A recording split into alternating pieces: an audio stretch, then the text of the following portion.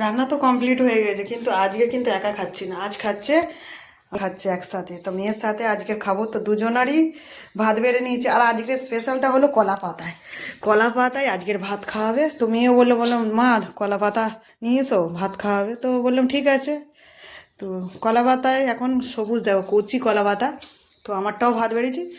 তো মেয়ে আজকের বলছে যে মা আজকের আমার পাশে বসতে হবে, তাই জন্য মেয়ের পাশে ভাত বেড়ে নিয়েছে। আর মেয়ে তো আজকের ছুটি করেছে স্কুলে, আগামীকাল থেকে এক্সাম আছে বলে। আর এদিকে আজ দুপুরে রান্না হয়েছে দেখো চিকেন,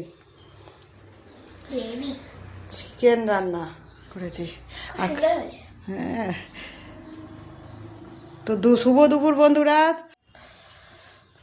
মা গাও ঠান্ডা হয়েছে একটু, চলে এসো বন্ধুরা তাড়াতাড়ি।